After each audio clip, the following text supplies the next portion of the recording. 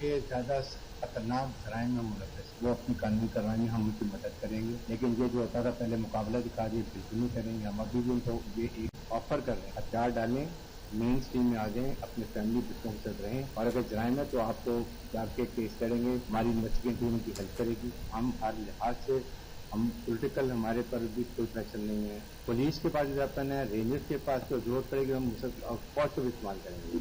हमारे पास और बहुत जराए हेलीकॉप्टर के थ्रू क्या कुछ कर सकते हैं, हम वो नुकसान पहुंचा सकते हैं कि इनको समझ आ जाएगी। हम ऑपरेशन करने लगे हैं, हम साइमल्टेनियसली ऑपरेशन करेंगे। मैं बड़ा क्लियर बता रहा हूँ, पक्के में जहाँ पर इनके रिश्तेदार हैं, नंबर 2 जहाँ पर इनके खरीदार हैं, जहाँ पर इनके इन्फॉर्मर्स हैं, जहाँ पर मिडल मैन है, उनके खिलाफ पक्के में 7 ऑपरेशन इकट्ठा ऑपरेशन होगा। कच्चे में इनके खिलाफ ऑपरेशन होगा, घरेलों के खिलाफ। इसलिए इनको कहीं भी हम आपस में डिस्ट्रैक्ट कर देंगे, ना इन्फॉर्मेशन होगी।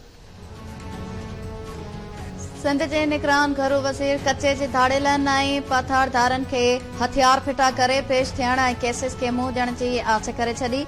ॾोहारियुनि ख़िलाफ़ कचे सां गॾु पके में ऑपरेशन जो ऐलान। ब्रिगेडियर रिटायर्ड हारिस नवाज़ चयो आहे त कचे में धाड़ेलनि ख़िलाफ़ पुलिस सां गॾु फ़ौज ऐं रेंजर्स ऑपरेशन कंदी। ॾोहारियुनि जा रस्ता बंदि करण लाइ पंजाब पुलिस खां बि मदद वरिती वेंदी। कानपुर में मीडिया सां ॻाल्हाईंदे निगरान घरू वज़ीर चयो त असां मथां को बि सियासी दबाव नाहे। कंहिं सरदार खे गिरफ़्तार करणो पियो त उन खे बि गिरफ़्तार कंदासीं। निगरान घरू वज़ीर आईजी सिंध सां गॾु लाड़काणो में इजलास जी सदारत करण बाद शिकारपुर जे कचे पहुची धाड़ेलनि ख़िलाफ़ ऑपरेशन जी तयारियुनि जो जाइज़ो वरितो।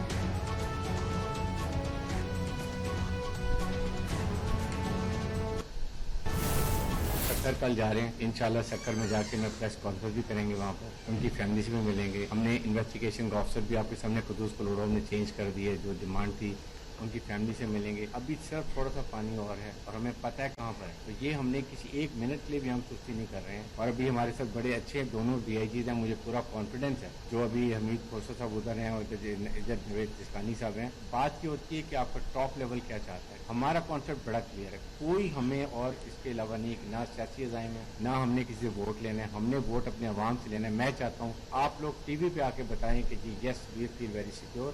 हमें बड़ी खुशी है, हमारी जो रेंजर्स और पुलिस हमारे साथ है और हम खुले अपने बच्चों फैमिली के साथ पक्के में कच्चे में फिर सकते हैं। शहीद जान मोहम्मद महर जा कातिल 2 हफ़्तनि में गिरफ़्तार करण जो ख़ातिरियूं कराईंदड़ सिंध जे निगरान घरू वज़ीर खे कातिलनि ताईं पहुचण लाइ कचे में पाणी सुकण जो इंतज़ार। हारिस नवाज़ चयो आहे त शहीद जान मोहम्मद महर जे कातिलनि जी गिरफ़्तारी लाइ पुलिस कमु करे रही आहे। जिथे कातिल लिकल आहिनि उते अञा पाणी बीठल आहे। जल्द कातिलनि ऐं संदनि सहूलतकारनि खे गिरफ़्तार कयो वेंदो।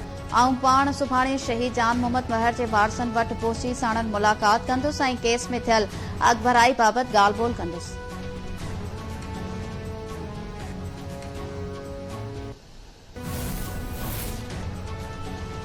शहीद जान मोहम्मद महर जे कातिलनि जी गिरफ़्तारी लाइ कराची प्रेस क्लब अॻियां ॿिए ॾींहुं बि एहतजाज। सिंध जर्नलिस्ट काउंसिल पारां लॻायल एहतजाजी कैंप ते ॿिए ॾींहुं बि सहाफ़ियुनि ऐं सियासी तोड़े समाजी अॻवाननि जी शिरकत। अॻवाननि चयो त निगरान सरकार रुगो आसरा पई ॾे, निगरान घरू वज़ीर जे वाइदनि ते अमल नाहे थियो। कातिल कानून खां ॾाढा हुजण शर्मनाक अमल आहे। कातिलनि जी गिरफ़्तारीअ ताईं एहतजाज जारी रहंदो। Sukkur press club Wado union of journalist जो 37 ॾींहुं बि एहतजाज। यूनियन ऑफ जर्नलिस्ट मीरपुर ख़ासि बि शहीद जान मोहम्मद महर जे 40 ते कारो ॾींहुं मल्हाइण ऐं डिवीज़नल हेडक्वार्टर्स में एहतजाजी मुज़ाहिरा करण जो ऐलान करे छॾियो। कातिलनि जी फौरी तौर गिरफ़्तारीअ जो मुतालबो।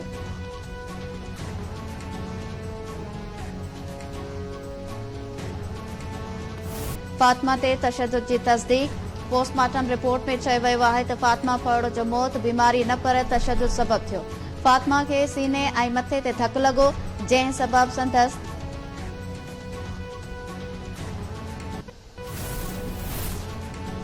खैरपुर पुलिस जूं राणीपुर दरगाह जे गादी नशीन सूरज शाह ऐं फयाज़ शाह जे हवेलियुनि ते चढ़ायूं। पुलिस 3 शकी माण्हुनि खे गिरफ़्तार करे अणॼातल हंध मुंतक़िल करे छॾियो। CTD सखर जे बि पहिराणी हवेली ते चढ़ाई खे बि जल्द गिरफ़्तार कयो वेंदो।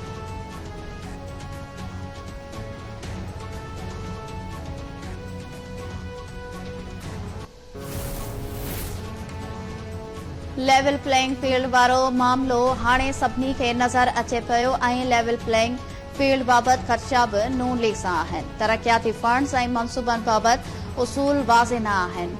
सिंध में तरक़ियाती मंसूबनि ते पाबंदी ऐं वफ़ाक़ तोड़े पंजाब में तरक़ियाती स्कीमुनि ते कमु हलंदड़ आहे। तरक़ियाती फंड्स जे इस्तेमाल में सभिनी लाइ पॉलिसी हिक जहिड़ी हुअणु घुरिजे। पीपल्स पार्टी चेयरमैन बिलावल भुट्टो ज़रदारी चयो आहे त चूंड शेड्यूल जे ऐलान जो अख़्तियार इलेक्शन कमीशन वटि आहे। कमीशन खे फौरी तौर शेड्यूल जारी करणु घुरिजे। नवाज़ शरीफ खे वापसी ते भलीकार चवंदासीं। पीपल्स पार्टी समूरनि केसिस खे मुंहुं ॾियण लाइ तयार आहे। नवाज़ शरीफ बि पंहिंजनि केसिस खे मुंहुं ॾींदो।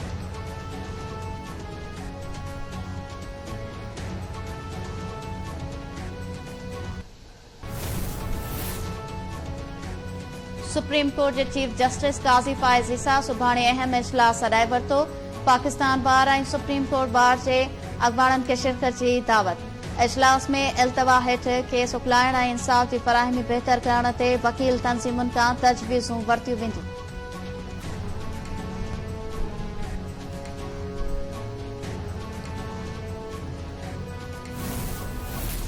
Over the past number of weeks, Canadian security agencies have been actively pursuing credible allegations of a potential link between agents of the government of India and the killing of a Canadian citizen, Hardeep Singh Nijjar. Canada में क़त्ल कयल सिख अॻवान जे क़त्ल में भारत जे मुलविस हुअण जो इंकशाफ। भारतीय ॻुझ इदारे राज जे सरबराह ऐं भारतीय सिफ़ारतकार खे कनाडा मां निकाली। कैनेडियन वज़ीर आज़म जस्टिन ट्रूडो चयो आहे त ख़ालिस्तान तहरीक जे अॻवान हरदीप सिंह निजार जे क़त्ल में भारत मुलविस थी सघे थो। G20 इजलास में भारतीय वज़ीर आज़म मोदी आॾो मामलो उथारियो हो। कुझनि इदारनि निशानदही कई आहे त हरदीप खे भारतीय एजेंट्स क़त्ल कयो आहे। कैनेडा पोतल राज सरबराह खे बि मुल्क मां नेकाली ॾिनी वई।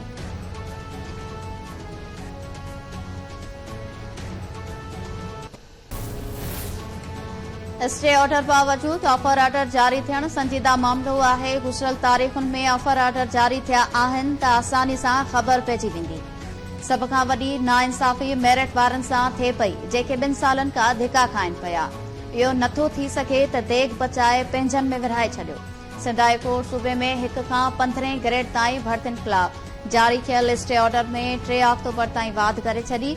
जून, जुलाई ऐं अगस्त में थियल भर्तियुनि जा तफ़सील ऐं रिपोर्ट तलब।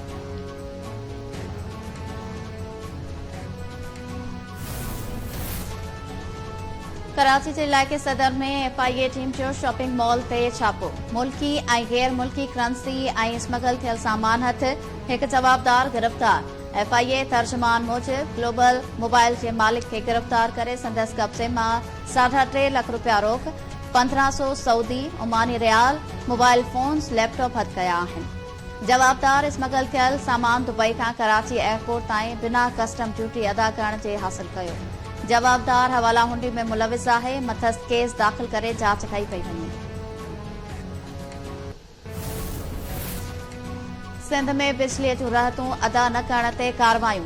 औकाफ खाते पारां बिल अदा न करण ते सेको अख़्तियारनि हफ़्त ज़बान शाइर हज़रत सचल सरमस रहमतुल्लाह अलैह जी दरगाह जी बिजली जो कनेक्शन काटे छॾियो। बिजली कटियण सबबि दरगाह ते लॻल CCTV कैमराऊं, थधे पाणी जा वाटर कूलर ऐं वॉक थ्रू गेट गेरफार। जामशोरो में बि बिजली जो बिल अदा न करण ते हिस्को अख़्तियारनि 35 ॼणनि ख़िलाफ़ केस दाख़िल कराए छॾियो। 400 खां वधीक गैर क़ानूनी कनेक्शन काटा, 15 ट्रांसफार्मर लाथा विया। सकरन भरिसां ॿार अगवा कंदड़ गिलगित बल्तिस्तान ऐं पंजाब वासी 2 जवाबदार सोघा।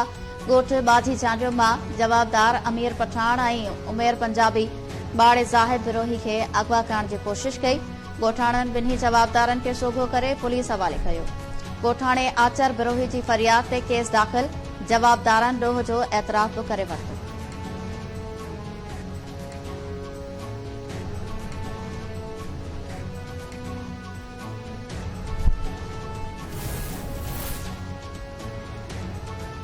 ऐं पुर्तगाल जे सुपरस्टार फुटबॉलर क्रिस्टियानो रोनाल्डो जो ईरान जी राजधानी तेहरान पहुचण ते शानदार इस्तक़बाल। Asian football confederation champion league में सऊदी क्लब अल नसर जी नुमाइंदगी करण लाइ रोनाल्डो तेहरान पहुतो त ईरानी मदाहनि संदसि पुरजोश इस्तक़बाल कयो। ईरानी अख़्तियारनि खेसि मुख़्तलिफ़ तोहफ़ा बि ॾिना।